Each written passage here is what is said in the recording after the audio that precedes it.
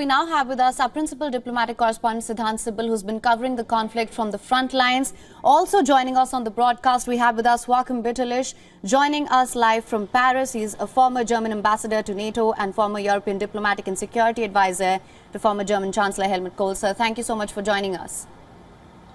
Good morning. Siddhant, to start with you, what can you tell us of the situation on ground currently? Well, right now I am in Tel Aviv. We'll be shortly moving towards the eastern and the southern part of the country. We have been in the southern part for last 2 days, and we have seen quite a heavy movement of tanks and artillery as well. In fact, we have also seen the rockets being fired on a regular basis in southern part of the country and the central part. In fact, yesterday evening in Tel Aviv, where we were and we are right now, we saw a barrage of rockets being fired and the alarm going on regularly. But essentially the focus remains on diplomacy as to how diplomacy can diffuse the tension. Now the big announcement has come that the US President Joe Biden will be traveling to Israel on Wednesday and Jordan as well. But essentially whether this visit will be able to diffuse the tension is a big question. Right. Mr. Bitterlich, coming to you on what Siddhant just said, President Joe Biden is set to go to Israel on a solidarity visit. What do you reckon is on Biden's agenda in West Asia? Will Biden be able to secure a deal? What would you say are the objectives here? Well, he will have a predecessor in Israel and in Egypt. The German Chancellor is on track towards Israel and towards Egypt in order to try to find, if there is still, let's say, a diplomatic or a political solution in it. And the Germans, and the position of the Germans and the Europeans and the Americans is really similar. They are really near to each other. Both, a large majority is condemning Hamas and the terrorism, the atrocities. And on the other hand, both are committed still to the creation of a Palestinian state in Cisjordan, in the Jordan Valley, and with open question about what to do with Gaza. And therefore, this explains too, at the same time, humanitarian aid they try to bring about. And I think if you look at Joe Biden's press conference yesterday, it's clear it seems to be contradictory. On the one hand, it's solidarity with Israel. On the other hand, they try, let's say, to introduce humanitarian aspects. And they try to, and this is for me the most interesting aspect, to see a revival of the two-state solution in the Middle East. Not with Hamas, I don't think. Hamas is on that side that is pure destruction of Israel, with near Nazi elements in their ideological approach. This is extreme and not negotiable. But on the other hand, it's interesting for me to see this revival of the two-state solution in the Middle East.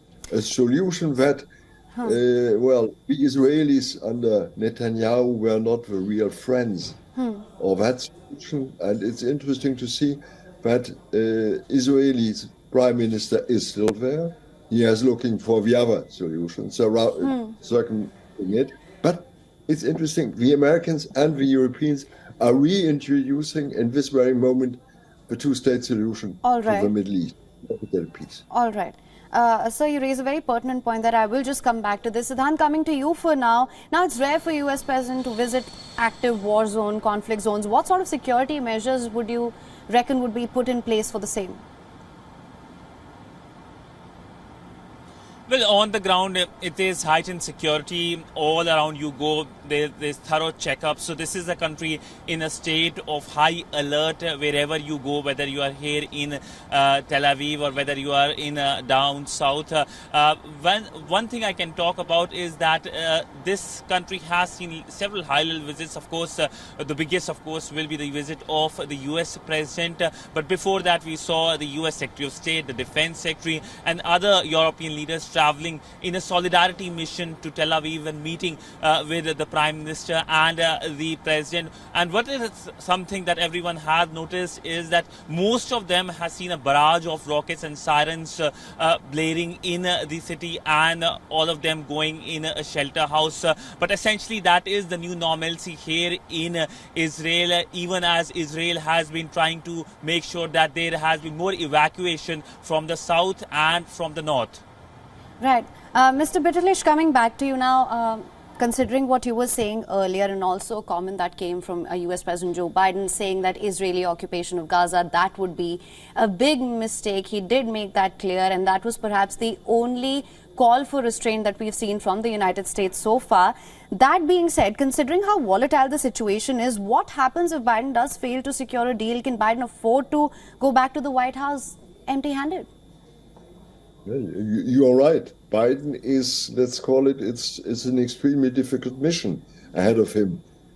Because on the one hand, he has to reassure the solidarity with Israel, the protection of Israel. On the other hand, he has to indicate clearly to the Israelis where are the limits. And my question to myself is, when I look at the whole scenario, and I think your diplomatic correspondent is describing this very well, is what is the real intention of the Israeli army? Is it dissuasion, deterrence to that area? Or is it, I don't think it's occupation. And therefore, I put this question to myself, what's the real intention of the Israelis? They want to protect their territory, therefore they have to destroy Hamas. I agree with this, the Americans agree, the Europeans agree, but how far they have to go, avoiding any humanitarian catastrophe and closing the door to any peace solution. All right. Well, Siddhant Sibal and Mr. Bitterlich, thank you so much for joining us on WION with all your perspective and insights on this. Thank you so much, Siddhant, for getting us the latest.